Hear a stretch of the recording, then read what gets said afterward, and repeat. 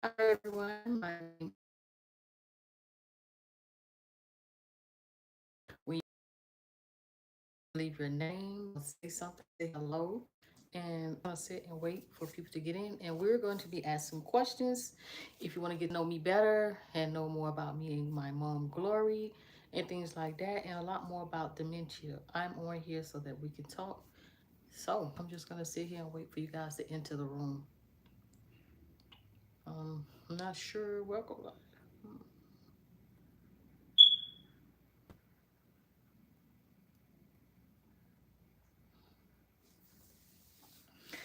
right. Let's see, y'all. Let's see. Let's see. Let's see. All right. This is a trial and error. We're going to see how this works out.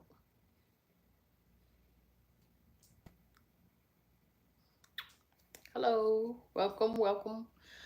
So, right now, I'm just sitting, waiting on people to enter the room. This was a surprise live, so nobody is expecting me. So, I'm trying to see how it goes. It's just that I spontaneously decided to do this because I know that a lot of people wanted to ask questions. A lot of times they ask questions, so I wanted to do a live so that you guys would be able to ask questions. And also is some misconceptions, and I want you guys to be able to ask questions to me directly about myself and about my mom, Gloria.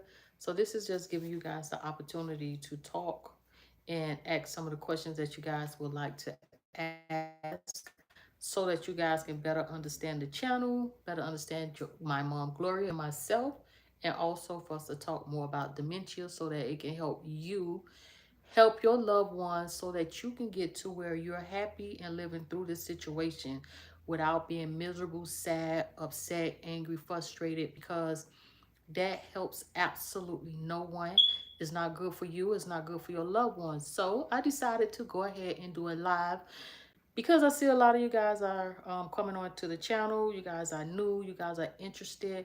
And I think it would be great to share with you guys my journey with my mom so that you guys can live happily ever after with your loved ones. This is a critical time in their life, not just the fact that they're ill, but the fact that they are ill, and it's like we don't know how much time that they have left. It's like, wouldn't you want them to live their days as their last days as good as their first? Wouldn't you want them to be happy? Wouldn't you want to be happy? This should be a time in their life that you try to celebrate or be happy as possible and not miserable, angry, and frustrated and things like that, or them being pushed into a corner and not being able to enjoy life.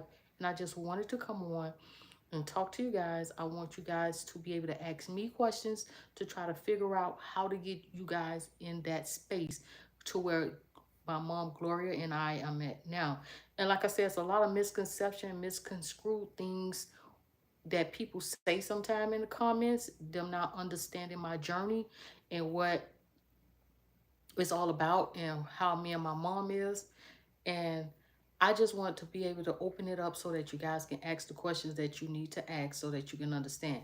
First of all, I've worked in mental health since I was like 19. So I've been in mental health for so many years. That's my calling. I love mental health.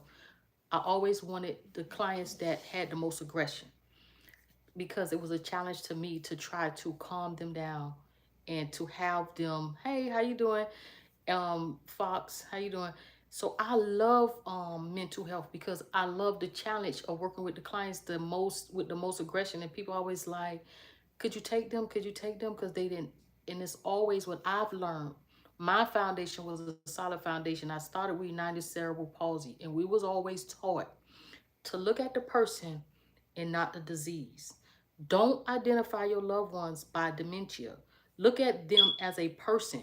Don't treat them as they fragile. If you notice when you go to a doctor's office or you're in a hospital, the doctors talk to you like a human being, like an adult. They don't treat you like you're fragile. They speak to you directly to you, no matter who's in the doctor's office with you. If you even in a coma, doctors talk to you. It's very important to talk to your loved ones. Don't assume anything. Don't think that they can't understand. talk to them or show them things. You have to open up communication with them. Don't sit and just, another thing, I'm gonna just tell y'all everything that I've learned, and I'm gonna screw it to you guys so it'll help you. Don't just make decisions for them, and don't do everything for them. You have to always have them present, always include them. Even if you think you know what they like or what they don't like, don't just make decisions for them. You know how horrible it would be that you can't talk anymore or you can't communicate as well anymore, and people are not talking and communicating with you. They're just around you and you're just existing, and they're just doing things for you. They're just making your food and just giving it to you. They're just dressing you. And I ask Gloria questions. And a lot of times people misconstrue these videos. Although I've been in mental health for over 20 years, before my mom even got ill with dementia, my mom and I has always been on social media. So when people say you're doing stuff with her that she does not want to do, my mom been on social media with me this whole time, before dementia, during dementia, all the way up until now. I even have a video on here when I asked her how do she feel about certain things. And my mom trusts me because she always also worked in how to take care of other people. So my mom knows that I'm gonna take good care of her before she even started getting to the point where her memory and everything was going down. Although I had over 20 years, dementia seems like every behavior in one, okay? From the aggression to the eloping to escape, everything you can imagine, like people with autism, anything you can imagine, dementia has it in it, okay? So although I have the experience, after 20 years, and my mom started getting sick, because we did everything together. Since I was a child, I've been taking care of my mom through her drug addiction. I've always been there for my mom. Okay. So when people say silly things like I'm taking advantage of her, it angers me. I don't like that. You can't watch one video and draw your conclusion based on your emotions. Just like you feel like I would never do this with my loved one and you don't like me being in the camera with her, I despise people who put their loved ones in a corner and do absolutely nothing with them and try to keep them safe from the world. Don't let, like some people don't like the fact that I try to get her to cook. I learned from this field when I first started, don't do anything without them. I started with United Cerebral Palsy. You have to cook with them. You have to wash with them. Everything with them, and you ask them questions. Don't just make decisions for them. So my thing is, even though I had all of this experience, dealing with dementia hit me really hard. I was crying. I felt like I wanted to run into a tree and just commit suicide at times. It was just that difficult.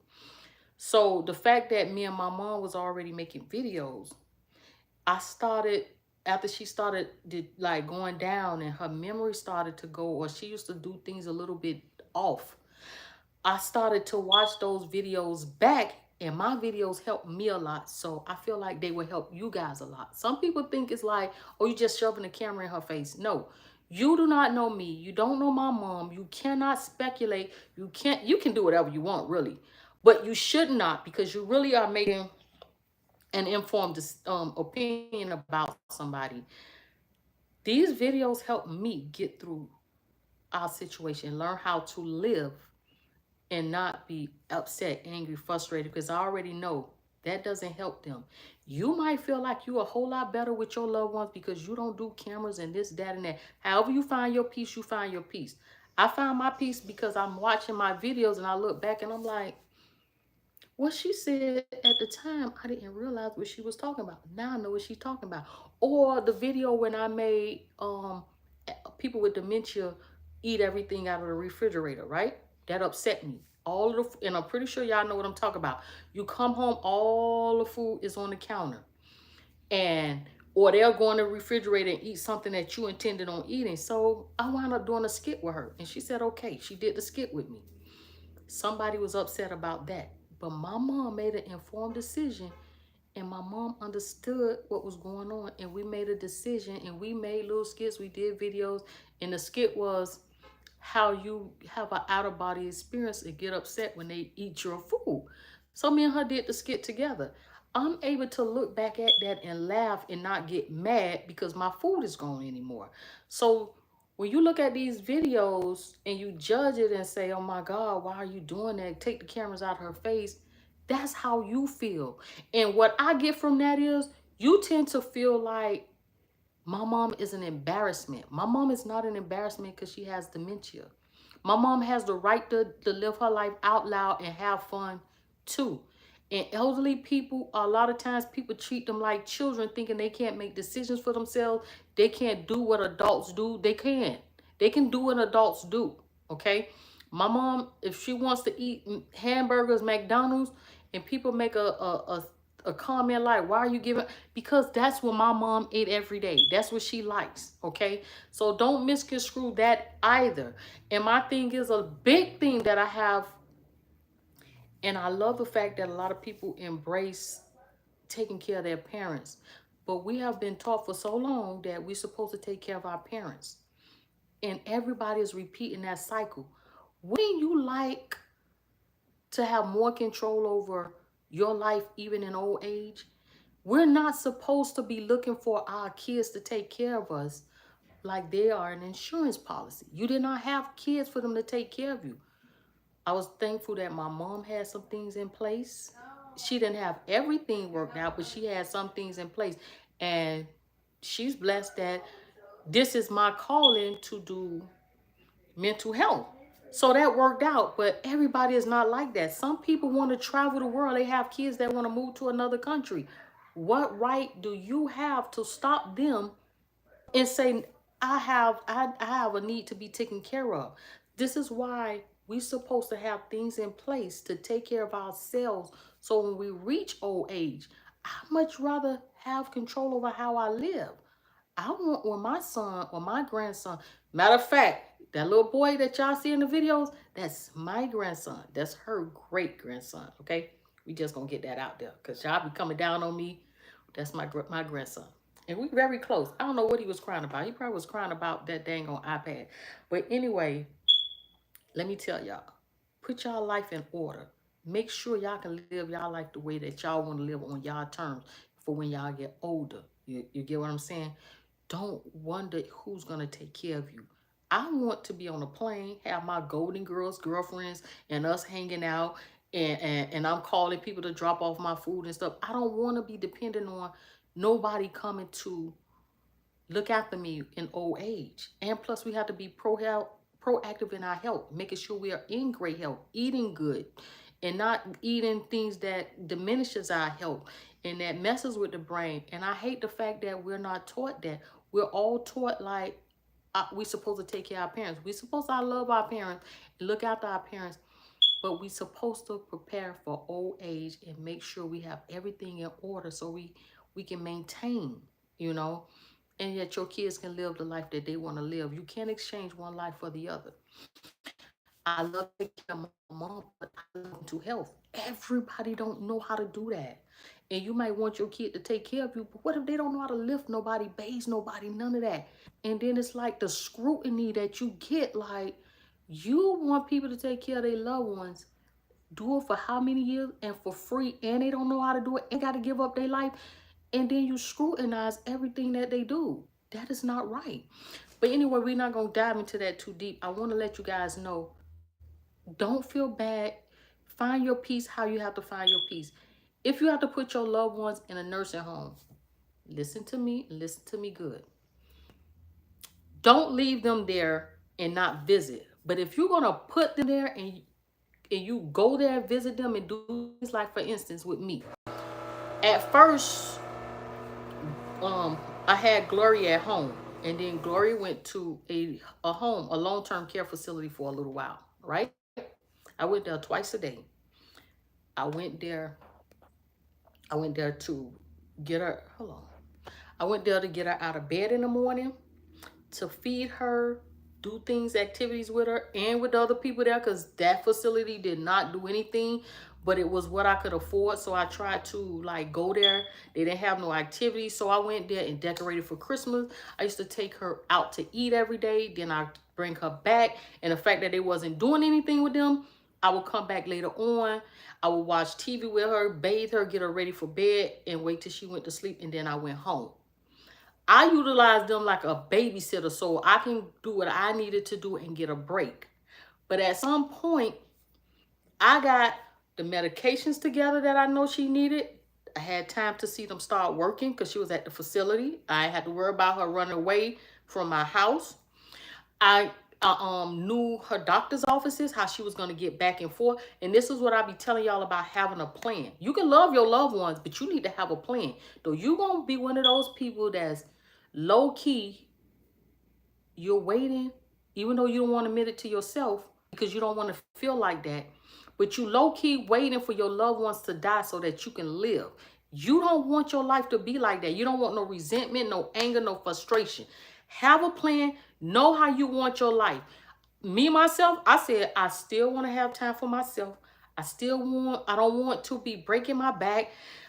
None of that stuff. I don't want her to be eloping and running away. So it's like the insurance is important. My mom get Medicare. So Aetna was sending her food. That helped out. So sometimes you may not want to cook. Her doctor's office, I made sure she had a great doctor's office. Her doctor's office have a van that will come pick them up. And the fact that they got dementia, they ain't got time to be babysitting. So guess what? I was able to stay home. That gave me time to do what I needed to do or recuperate. So guess what they did? They sent a van. They picked them up. They took her, let her be seen by the doctor, and brought her back. When I tell y'all, it seemed like she was back within an hour. And if the doctor had to call me and tell me anything, they can call you and tell you, or they can put the information in the little book bag that you give them. That gives you a break. That was good that I knew. Also, I signed her up for Vita's Healthcare, which was excellent, because Vita's Healthcare, we all thought that that meant the end of life, that they was like hanging on by, but that's not what it is. Vita's Healthcare, as long as your parent or your loved one has a terminal illness, meaning something that they're eventually going to die from, even if they're not at their worst stage right now, you can put them on Vita's Healthcare. Their health insurance will pay for it. Their Medicare will pay for it. You don't have to come out of pocket. And guess what? Every 60 days, which is every what? 2 months, they will take your loved one for a whole week and keep them and give you a break. Yes, yes, ma'am. Then they also have a team of people assigned to you where you can have a CNA come over to help you bathe them. You have a pastor that come over and pray with them. You have, I got to stop and think because I denied all this stuff because I don't need that, because me and Glory, we like this and I'm okay. I'm into behavior. I didn't want the CNA to help me bathe her. I do that by myself.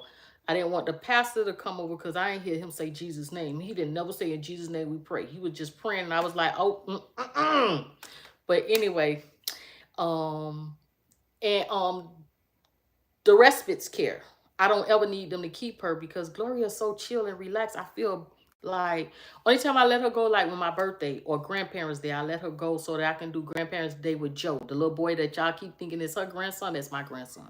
My grandson, and I'm angry about that because that's my baby. Anyway. Respite care, I don't hardly take unless it's a birthday or something. I keep her for the holidays, so she's here during the holidays. She's cool. I got on the right medication, so make sure you guys got the right medication. Make sure you know every benefit they have for them. Like Aetna don't only pay for food. It also help with utilities. They give them an allotment that will either pay for transportation, like if you need transportation, or it can pay for your gas because you need gas because you're transporting them. It can pay for lights, utilities, cell phone, internet, cable, all of those things. And when you have a plan and you have that laid out and you're like, okay, I'm going to pick Aetna because she's on Medicare. So Aetna's going to be sending food. And Aetna's going to give her all of those, like Sunshine Health, all of them, they give them money every month that will help with utilities. So that's helping. You understand what I mean? And also you might want to apply for food stamps and stuff like that. I don't work for the food stamp office. I ain't got time for them, okay? But you can apply for food stamps, Medicaid. Medicaid can help pay for them to go to a day program. They need to be around their peers. And that's the other good side of them being in a long-term care. If you put them there and it's at a facility that's close to you, you can go out like I was doing, like I was saying, I was going and taking my mom out of the facility like twice a day, going over there and stuff like that. they're also around their peers. They're around people that they can relate to. So that is a good thing. So you do not want them to ever only totally rely on you. You don't want to be your loved one's everything, because it's going to be times you might be in a slump where you sad, depressed, sick, and they wake up with this disease every day and go to sleep with this disease every day. They don't have time to wait on you to feel better. So make sure you're not making you the center of your loved ones and think nobody else can't take care of them or do them right. You just make sure you find a great team of people to have around them. Okay, so like I said, I got Gloria's medication together, and y'all wouldn't believe every plan that I put with her social worker, I executed on. She was like everything you say you're gonna do with her, you do it. You dang on right. Cause not just her happiness and my happiness. Like I said, when I first started taking care of her, I was angry. I was frustrated. I was mad. And I used to be like, I just feel like running into a tree. I had to stop that and had to get myself together, okay? So, oh my God, y'all leaving so many messages. It's coming on the screen. So yeah, I had to get that together and make things suitable for Gloria and I. So when y'all see videos of me with the camera in her face and you saying, get that camera out of her face, that's my piece, okay? However you do your loved ones, and I don't like it just as much as you may not like what I do. I don't like people to feel like they loved ones is restricted and can't have fun. It's like you sitting there like their final days, you letting them just sit there and they can't do anything. That's not finna happen with Glory. Glory go to football games, even though the birds crapped on her head and I had to rush her to the bathroom. But Gloria is getting out living. She's living her life, and that's because I started with United Cerebral Palsy. I don't care if it was clients that couldn't do nothing but blink their eyes. We took them people out. They went somewhere every day. So I learned, because I had a strong foundation that I learned from. They taught us how to look at the person and not the disease. Gloria is bigger than dementia. We all going to die and leave here. But as long as we are here, whatever quality of life that we have, wherever we are, we need to make it worthwhile. If you're dealing with someone with dementia, try to come out of that sadness and try to come up with a plan. My loved one keep eloping. What can I do? Get some childproof locks and put it on the door like I did Glory. And then I was like, I gotta go to sleep because I cannot let this destroy my mental. So what I did when Gloria was eloping, trying to get out of here and go to the bank, I put a child lock on the door. She climbed out the window. I had to lock the window. Had to put everything away. And what I did, I can't keep jumping up every time Gloria go touch that door. So what I did, I put what that is, one of them devices that shows you what's going on in the living room that I can look. So I'm laying in the bed, and when I hear something, I look at the camera and I see Gloria at the door, and I'm like, Glory, get away from that door. And then she'll turn around and walk back. That saved me from jumping up. And like I said, just have a plan. I talked to her social worker. I was like, listen, I need her in a day program so that I can have a break. So they put in a day program. And then I was like, but if you're working all day and then some people have to come home and take care of their loved ones, you know, that's a lot. So they put in a day program. Either they'll pay for a day program or they'll pay you to take care of your loved ones with Medicaid. And if you don't have the Medicaid, you've been paying your own bills, right? And you have to take care of your loved ones. I'm gonna give y'all a scenario. If you don't have the Medicaid to put them in a day program, and the day program keep them from 7 in the morning to 5 at night, or 6 at night, or 6 in the morning. So we're gonna say ranging from 6 to 6, and some of them do Monday through Saturday, right? That's a big gap. That's a big break for you, right? So if you get them on the right medication, like Glory, it keeps her calm. And when you keeping them calm, you may not want them to be on medication. Oh, they look drugged. Gloria don't look drugged, do she? She be talking trash more than a little bit. You get them on the medication. They might be drug looking a little bit, because I did a video when Gloria was being bad. And I had to go to the day program. And that's another way of me, like I said, looking back at stuff and not getting upset. Because them people was like, she's acting up. We can't keep her. So I had to go get her, and she falling asleep in the car. And y'all seen the video when I said, Gloria, wake up. You was bad in school. Some people got upset about that, but you know, good enough where she's not in school, she's not a child. So you know, I was making light of the situation, trying to deal with stuff and making a joke out of stuff. So I look back at the videos and I laugh and I learn how not to be upset. So that's why, again, I'm reiterating for the people who just coming in and going out. That's why I do funny videos like that, because it helps me deal. So during that time, she was acting up and the man was like, if she don't stop, we can't keep her. So I made the video showing her falling asleep in the back seat. And I'm like, hey, Gloria, you need to wake up because you was bad in school. You know how they used to tell us. So I just made light of the situation, because again, you have to learn how to laugh and not cry. If you have to do videos like I did, and so you can look back at it and reflect and be like, why did I get mad at that? Or when they eating all the stuff out the refrigerator, I look back and I did the little skit. Why did I get mad about it? So videos help me, and I hope that they help you guys. You can always feel free to go and look at the long videos and get to know us a lot better. But so I got the medication together, right? Now, the medication, you guys have to understand, it don't just keep them under control so they're not lashing out or running away or being angry, which is for your safety and theirs. It also keeps their pressure right. Because if they're stressed out and they are so anxious and stuff like that, guess what that does? It sends their pressure up, and that's not good. And it's not good for their brains to be just going in a state of confusion. So if you're one of those loved ones that don't want to get medication for your loved ones, or find out, okay, if this medication ain't working, you continue to try to find another medication until it works. That's the advantage that I had from her being in the long-term care. I was able to put my plan into order, and I was working along with her social worker. And once I got her medication right, she came home. She's at a day program. Now I get Gloria up at 6:30 in the morning. I do her tea, bathe her, get her face washed, feed her, like, and she's on the van. She's gone. When she comes back in the afternoon, I'm here. I come. I meet her here. I do everything in reverse. Feed her, bathe her, med her, let her lay down and watch TV. She watching TV with Joe. Life is so much easier with a plan. Work with the neurologist to make sure they have a great medication that's going to keep them calm. That is so important. So important. Don't sit there and be thinking, oh, I don't want to drug my loved one. You're not drugging them. You are making their mind stable. You giving them the ability to calm down and try to live as calm as possible and be able to focus and stuff like that. So make sure you do that for them. Make sure you put them somewhere where they have their own day. Like I make it independent for Gloria. Gloria goes to the day program. She around her peers. They having birthday parties. They got the junk of news over there. She got something to look forward to every day. Not just looking in my face and tired of me. You understand what I mean? And don't let anybody make you feel bad, because we have family members and people on the streets that they will criticize you. I have a lot of critics that come on this channel that will criticize you.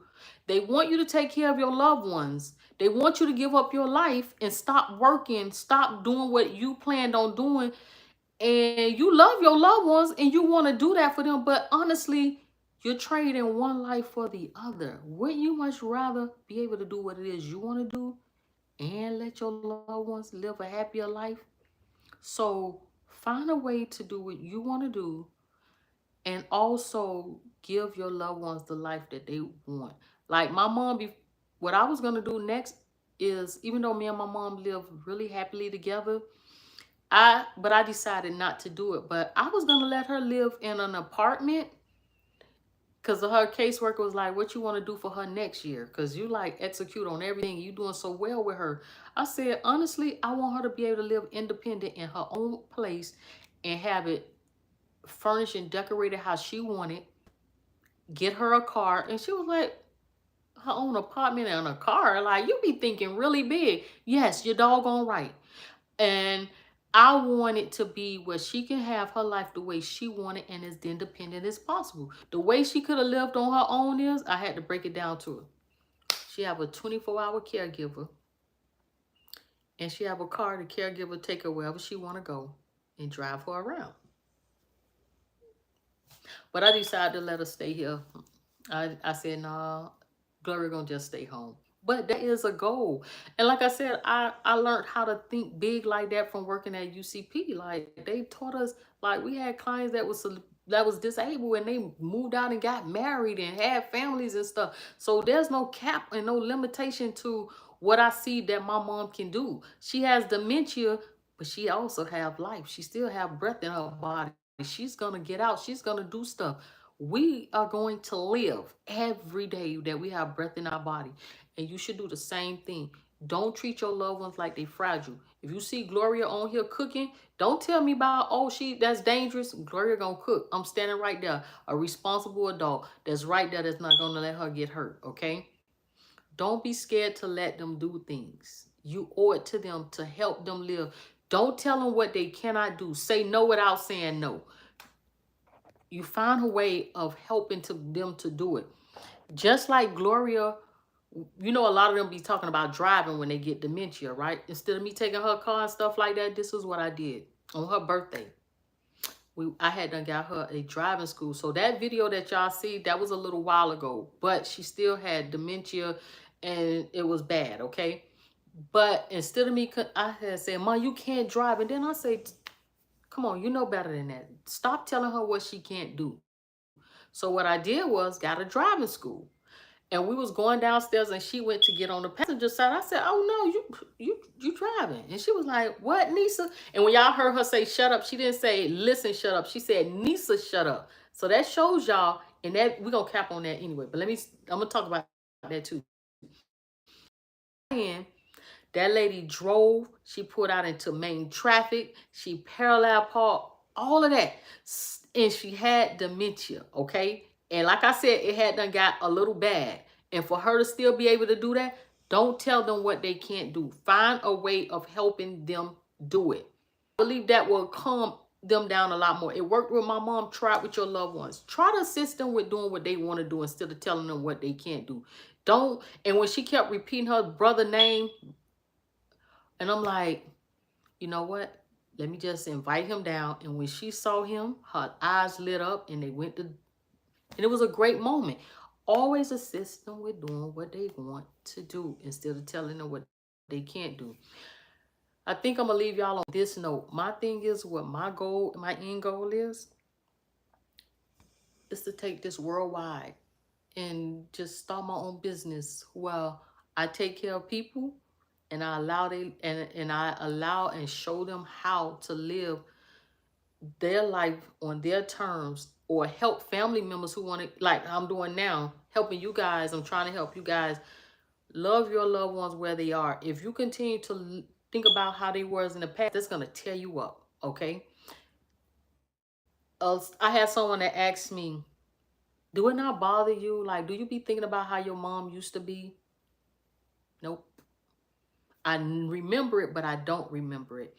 Even like a year from now, a year ago, I don't remember that. Some of these videos that y'all see that was prior videos that I try to put up so you can see how Gloria was and kind of see her journey. I only think or see Gloria now. And the best way I can put it, like I told that person, is just like you remember when you had your baby and your baby was a baby. But you don't visualize or connect with your baby as a baby anymore. You don't even connect with them a year ago. You see your children where they are now. And that's how I see Glory. I don't see Gloria as to how she was before she got dementia. Gloria when she was able to drive. I see Gloria where she is now. Even when I still look back at videos that we did, I look at it and I say, you know what? It looked like she had done went so far down then. And now that I'm looking back at these videos, I realize how much she was still able to do. It's like being able to step away from the situation and look at it. So I encourage y'all to do videos so that you can always have those memories and you can always evaluate the situation and see where you go wrong or see what you can correct or what you can do better. I want y'all to know I really do appreciate each and every one of y'all. I love y'all. Y'all give me great energy. When y'all tell me how proud y'all are of my mom and how I do with her, you are pouring into me. You are pouring into me. And even though you may see that I'm doing good with Glory, When I hear that, it makes me want to do even more and more and more and more. You see? So your words are great encouragement, and I hope and pray that I can continue to help you guys. And anything you want to ask of me, ask it. I'll try to put it in a video form. I try to come on here so that you guys can talk. And a lot of times I see people say negative comments about, and I'm not bringing this up to be negative, but just to clear things up. This is why I did a live. If you come on here and you say something about my grandson's hair in a video, I really feel like this is not the content for you, because the people who have their loved ones um going down in front of them, deteriorating, is like, those people get it. Those people pay no never mind to anything about a baby's hair on this video. They're here to learn how, or to be encouraged. I don't want to miss a moment that can be shared that inspires somebody else, to let them know, like, even though you think your parent or your loved one has dementia and they're going down, the fact that I shared a video with Glory being able to respond to her grandson the way that she did. She was able to talk when she doesn't talk. She spoke, and she spoke clearly, and she spoke correctly, and the engagement was right. And she did that with late stages of dementia. That was a powerful moment to share with other people, to give you encouragement, to let you know, like, don't give up on your loved ones. Don't think that, they're not there. They come. No, talk to them. You see how Gloria was able to respond to her grandson crying? I don't care if his hair was just washed and it's frizzy, because he has a nice texture, gray, curly grade of hair, so it's frizzy, or because it just wasn't retwisted. The moment of sharing Gloria reaction was priceless, and it was very important to other people who's going through this situation. So if you're going to be on here talking about something like that, I have another channel that shows fashion and hair. You can go watch that. But this right here is for my mom with dementia. This has nothing to do with me putting on clothes and being fashion and hair. If you want to watch hair somewhere else. If you want to see him with his hair done, go watch another video that I put up here with Joe and my mom, and you will see his hair done. But I cannot let that overshadow something that can help others here. But my thing is to take this worldwide eventually, to take care of other people around the world, and hand select the best of the best people that are passionate about this, like I am. Not somebody that just need a job. I want people that love this. People that's gonna not just love working with them, but people that's gonna inspire them and push them. Because if you're not pushing your loved ones, like somebody asked me, wouldn't it be easier for you to just put the food in the microwave? Yes, it would be easier for me to just put the food in the microwave. But I'm not trying to make things easy for me. I'm trying to make sure that my mom do not lose her abilities faster. Stop doing, if you're doing everything for your loved ones, stop doing everything for them. Request that they answer you. Don't just give them stuff without asking them. I encourage Glory to talk. In a video, she didn't want to talk. She became frustrated. And it's like, why are you aggravating her? She needs to talk. I need her to communicate. That takes thinking. So it's exercise for the brain. Everything you do, you will be, no, you dealing with dementia. You see already that everything you do, it takes the brain. So when I ask her to tell me if she want this or not, that's important. If I request her to say yes or no, and then I give it to her, that's important. If I ask her and inquire her to help me cook her food, that's important. It takes coordination. It takes a whole lot of thinking. And that is making her use her brain. Okay? I'm not going to do everything for her, because if she does not use it, she's going to lose it even faster. And you're robbing them of their abilities if you're doing everything for them. Okay? So anyway, I hope I didn't miss anything. This is just a test run, a trial run. This is my first live. Leave comments. Let me know what you guys think. I missed anything. I want to have things a lot more organized the next time when I do it. So, but I just really want to come on because it's starting to be a lot more negative comments and people misconstruing me taking videos and why I take videos of my mom. That's my piece. That's my piece. And me and my mom, Gloria, has been on here way before dementia. My mom is okay with it, okay? I'm not doing anything wrong to my mom. This helps me to cope. It helped my mom to cope. And it inspires others. If this is not your thing, you can never please everybody. You're not my audience if this is not what you want. And we're going to respect each other, okay? I won't disrespect you, and I won't allow you to disrespect this family, Gloria's family, the people that loves her and wants to be here, and the ones that keep coming back. I really do appreciate you guys for stopping by. Make sure you reach out, leave comments, watch the long videos instead of just the shorts. The long videos, you will see our journey and how we interact and how much Gloria love being in front of the camera, okay? I'll talk to you guys in the next live. I love you. Gloria's at work, okay? So she's not here right now. She's at work. I'll talk to you later.